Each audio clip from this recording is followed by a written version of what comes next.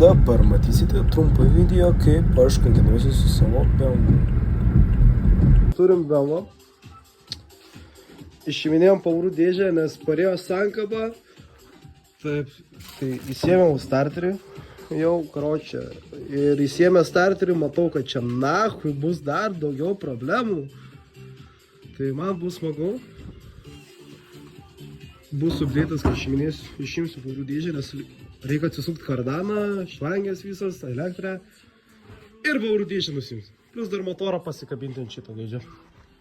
Smagu. Greitai išsiaiškinu, kur bėga kazvėmo tepalai. Tai yra šitas plastikas. Čia, karočią, paviršau kaip vadinas, ant jo eina turpinė. Tai jam praputė turpinė ir eina, karočią, visas tepalas į pavarų dėžę. Tai pavarų dėžė labai geras košė gaunas. Ką žinau, po valandos turim pavarų dėžę. Čia aišku, kaip pavarų dėžė. Išbėlau be tepalo. Čia kur viskas juoda. Kaip turi būti. Bet išėmė pavarų dėžę, kodėlgi ne? Taip atrodo. Belas be pavarų dėžės.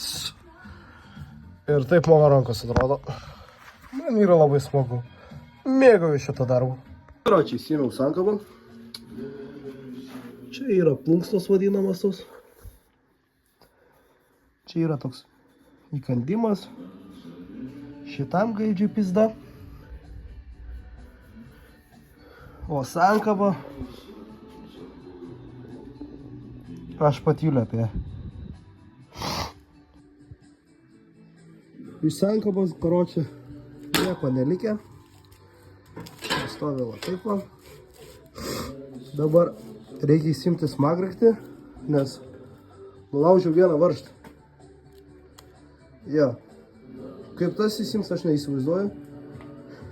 Ar išsims varžtas, irgi neįsivaizduoju. Bet nusimato dar kokią valandžikę darbo.